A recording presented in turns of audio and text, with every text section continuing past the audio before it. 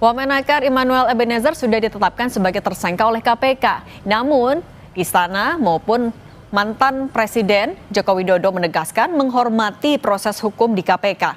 Lalu siapa kira-kira sosok yang berpotensi menggantikan Noel? Kita bahas bersama Sekjen DPP Barajepe Relly Regan, lalu ada politisi PDIP Ferdinand Hutahian, dan analis politik dari Parameter Politik Indonesia Adi Prayitno. Selamat petang semuanya. Selamat petang, Mbak. Selamat petang. Oke, saya mau ke Bung Relly dulu ya. Bung Relly, kita mau mengingat dulu background dari seorang Noel. Mulai dari Ketua Umum Jokowi Mania, kemudian mengalihkan dukungannya kepada Prabowo pada saat itu. Tapi sekarang, baik Istana maupun dari keluarga Solo semuanya mendukung proses KPK, menghormati, seakan tidak mau ikut campur. Anda melihat seperti ditinggalkankah rekan Anda? Iya, kalau kita lihat deh proses hukum yang berjalan, apa yang dilakukan OTT oleh KPK itu kita dukung proses hukumnya. Tapi apa namanya yang dilakukan KPK ini saya rasa terlalu berlebihan ya. Kenapa? Oh iya berlebihan dong. Apa mobil motor yang dipajangkan itu kan itu bukan menunjukkan ekspektasi dari barang bukti yang bersangkutan.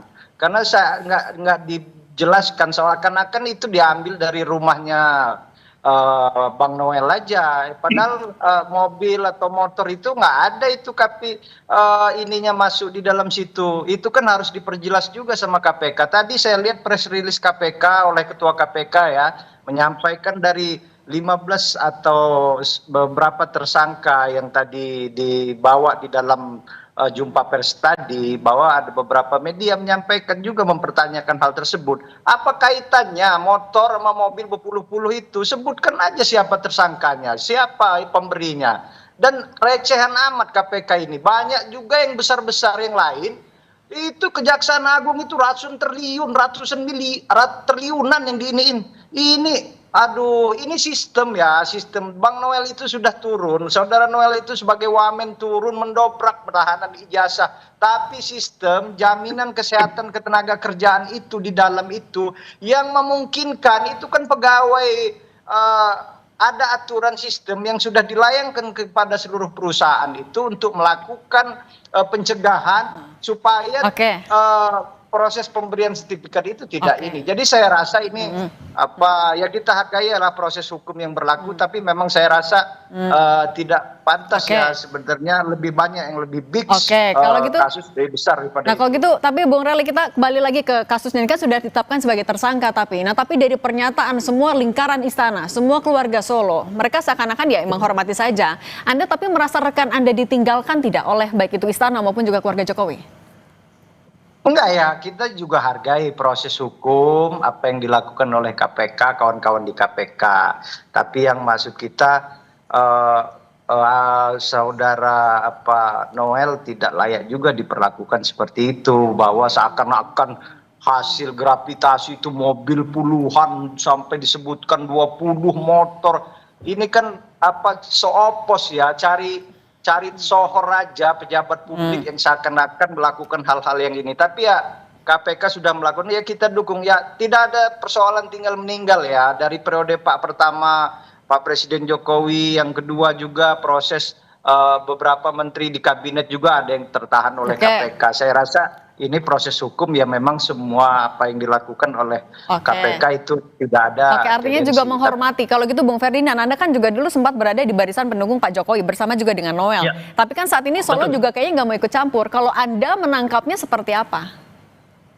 Ya, saya pertama prihatin sekali dengan apa yang terjadi dan yang saya dengar ya. Kemarin juga kami di DPP sempat membahas ini, tetapi saya secara pribadi sangat prihatin. Saya kaget sekali ketika saya melihat deretan barang bukti yang ditunjukkan oleh KPK atas OTT yang dilakukan terhadap saudara Noel dan beberapa orang lainnya. Saya dengar ada 11 orang yang ditetapkan tersangka. Saya itu cukup kaget. Saya tidak menyangka kalau Noel itu sudah sekaya itu sekarang. Maka ketika barang bukti itu dibeberkan oleh KPK, saya merasa wah ini sudah keterlaluan.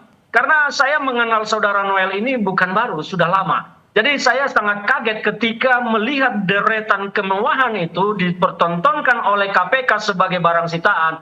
Saya terus terang orang yang sangat mengecam apa yang dilakukan oleh saudara Noel, dan kemarin kami juga membahas ini sebentar di DPP, di PPD Perjuangan, menyampaikan bahwa PPD Perjuangan akan mengawal kasus ini karena korupsi lah biang kerok persoalan di bangsa ini. Ini Tapi yang kenapa- harus kita tapi selesaikan. kenapa Jadi maksudnya- lebih mendorong ya. Tapi kan juga kalau melihat peningkatan kekayaan ya Noel sudah jadi wamen, apa yang paling membuat Anda kaget? Saya kaget melihat deretan mobil dan motor-motor yang menurut saya harganya sangat mewah, karena 2016-2017 saya melihat Noel ini belum menjadi seseorang seperti itu. Artinya tidak Dan masuk sekarang, akal kalau seorang wakil menteri bisa dapat harta kekayaan seperti itu. saya kaget justru di situ, kok setelah menjabat seperti ini gitu loh. Itu rasa kaget saya, karena saya pernah ditawari jabatan tapi saya tolak. Tapi ternyata saudara Noel ini mendadak menjadi orang kaya. Nah, tapi memang apa yang disampaikan KPK ini kan belum clear apakah semua ini adalah barang bukti milik saudara Noel atau tersangka yang lain. Tetapi kan sekarang opini yang kita tangkap ini adalah hasil OTT yang dilakukan terhadap Noel sebagai wakil menteri, bukan Oke. kepada yang lain. Yang lain itu kan turut serta. Jadi barang bukti ini Oke. kami anggap sekarang adalah milik Oke. dari saudara Noel, dan terus terang saya kaget dia sudah sekaya itu. Oke, nah kalau Mas Adi melihatnya ya tadi balik lagi ya, pernyataan dari keluarga Solo baik itu Pak Jokowi, Gibran maupun Kaisang juga seolah-olah ya melepas tangan saja, ya mereka nggak mau ikut campur. Anda melihatnya apa sih yang ada di balik itu? Ya, bagi saya secara prinsip siapapun yang tersandung dalam persoalan korupsi dan hukum tidak boleh diintervensi. Jadi biarkanlah hukum ini yang bicara, tidak boleh ada yang membackingi, biarkanlah ini hukum mencari keadilannya. Nanti kita tunggu bagaimana kawan-kawan KPK itu menggelar perkara soal hal ihwal yang terkait dengan operasi tangkap tangan ini. Karena bagi saya ini menjadi sesuatu yang ironis. Satu sisi kita tahu bahwa pemerintah hari ini berkomitmen bahwa persoalan korupsi itu adalah persoalan yang sangat prioritas. Dan Pak Prabowo mengatakan bahwa akan mengejar para koruptor itu kan hingga ke Antartika. Dan itu ditunjukkan selama 10 bulan menjadi Presiden di Republik Indonesia. Sudah banyak persoalan-persoalan korupsi yang saya kira sudah diungkap oleh Kejaksaan Agung, oleh KPK dan seterusnya. Banyak yang mengapresiasi. Publik berharap di tengah bagaimana komitmen pemerintah memberantas korupsi, kemudian KPK dan Kejaksaan juga menunjukkan taringnya begitu agresif mengungkap persoalan korupsi. Itu persoalan korupsi di lingkaran kekuasaan nggak ada. Tapi nyatanya kemudian ada OTT. Ini yang kemudian mengejutkan. Sangat ironis. Satu sisi pemerintah tidak akan memberikan ampun kepada siapapun yang jelas-jelas melakukan tindakan korupsi, tapi masih saja ada yang muncul yang kayak gini. Nah itu artinya apakah Pak Presiden sedang menunjukkan kalau memang nggak akan pandang bulu atau ada makna lain yang bisa dilihat? Tapi jangan jawab dulu Mas Adi, kita akan kembali sesaat lagi, tetap bersama kami di Kompas Petang. Bung Rely, ini kan sekarang jadi pertanyaan siapa yang bakal mengganti posisinya Noel di kursi Wamenakar. Tapi kalau dari Anda ikhlas nggak kalau misalnya posisi ini nggak dikasih ke teman-teman relawan lagi, ke teman-teman Anda, padahal kan Anda sudah mendukung di 2024 lalu? Bah, itu kan hak prerogatifnya Bapak Presiden, mana bisa kita intervensi. Yang namanya relawan, yang namanya partai politik tidak bisa mengintervensi apa yang menjadi keputusan Bapak Presiden. Ya. Gitu, ya. Tapi Anda ikhlas, rela-rela aja. Ya, saya rasa kan banyaklah pilihannya bisa Bapak Presiden pilih. Yang punya integritas, yang punya kemampuan yang mumpuni. Itu hak prerogatif Bapak Presiden dan komitmen untuk memberantas korupsi dan jauh dari tindak pidana korupsi. Artinya integritasnya, pencegahannya itu harus betul-betul orang yang mempunyai integritas yang diyakini betul. Oke. Kalau gitu, kalau dari Bung Ferdinand, ini kan kemarin PDIP juga bilang akan jadi penyeimbang, bukan oposisi. Nah sekarang dengan Wamenakar kan kosong, Anda melihat ini sebagai ruang terbuka untuk masuk ke PDIP di kabinet nggak? PDI Perjuangan sampai hari ini sikapnya kami menerima instruksi dari Ketua Umum Ibu Megawati Soekarno Putri untuk mendukung segala kebijakan yang baik dari kebijakan Pak Prabowo, tetapi tetap kritis kepada hal-hal teknis pelaksanaan dari kebijakan yang baik, tetapi teknisnya ada yang tidak baik, maka PDI Perjuangan akan tampil kritis. Jadi untuk kasus Wamenakar ini, kami PDI Perjuangan tidak berharap sama sekali untuk diminta atau dibuat atau diutus menggantikan saudara Noel sebagai wakil menteri, karena PDI Perjuangan juga kan adalah partai besar, masa ia levelnya hanya wakil menteri, kan nggak lucu lah. Tapi yang pasti bahwa sampai hari ini keputusan PDI Perjuangan belum pernah menyatakan dan tidak untuk bergabung sampai saat ini. PDI Perjuangan, instruksi Bu Megawati kepada kami masih jelas untuk mengawal program Pak Prabowo yang pro rakyat, tetapi mengkritisi proses pelaksanaannya supaya tidak salah. dan mengkritisi juga kebijakan yang memang tidak pro rakyat. Jadi soal pengganti Emmanuel Ebenezer, kami PD Perjuangan tidak ingin campur tangan dalam hal ini, tapi ya mungkin kami bisa berpesan kepada Presiden untuk ke depan ini memilih pejabat-pejabat memang yang pantas untuk menjadi pejabat. Karena bagi kita melihat di kabinet ini ada beberapa orang yang memang belum pantas untuk menjadi pejabat, dan faktanya Siapa, Bu Ferdinand? sampai hari ini kan di kabinet Pak Prabowo, ya Siapa beberapa orang itu? di kabinet Pak Prabowo ini contohnya masih ada Budi Ari yang tersenggol judi online. Ya, sampai hari ini masih melenggang, bahkan kemarin itu kita dengar sudah pengen masuk jadi di kadernya Gerindra, mungkin mencari perlindungan. Masih ada beberapa nama lain lagi yang harus dievaluasi. Tapi kami sebagai partai penyeimbang saat ini tidak ingin mencampuri, tetapi wajar bagi kami memberikan saran kepada Presiden Pak Prabowo sebagai wujud kami untuk mendukung pemerintahan beliau supaya tidak gagal. Oke, nah tadi soal kursi wamen sebenarnya Mas Adi, urgent nggak untuk segera diganti atau ya biarin aja kosong? Saya mau komentar dua hal. Pertama, di pemerintahan kali ini jangan pernah main-main dengan korupsi. Jadi siapapun yang terlibat pasti akan ditindak. Yang kedua, persoalan wamen bagi saya nggak penting-penting amat karena masih ada menteri yang sebenarnya masih bisa menjalankan fungsinya, terutama untuk sebagai penterjemah dan dari keinginan presiden. Sekalipun tidak ada wakil menteri, saya kira pekerjaan menteri akan establish dan akan semakin kuat. Dan kita juga tahu bahwa persoalan wamen ini kan dalam banyak hal adalah semacam politik akomodasi kepada pihak-pihak yang selama ini dinilai punya kontribusi terkait dengan pemenangan Pilpres 2024 yang lalu. Dalam politik itu sah. Tapi bagi saya persoalan wamen tidak terlampau penting, tidak terlampau mendesak untuk segera dicarikan penggantinya. Mengingat sang menteri per hari ini saya kira performa kinerjanya itu masih dianggap masih bisa untuk diharapkan untuk memperbaiki di sektor ketenagakerjaan.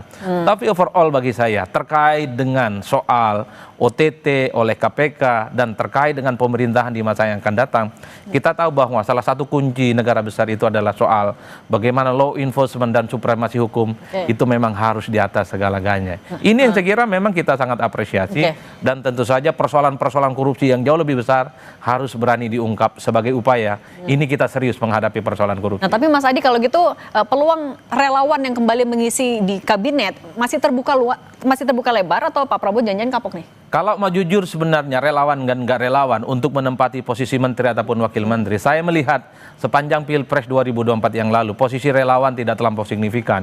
Yang menonjol itu adalah fungsi bagaimana peran-peran dari partai politik.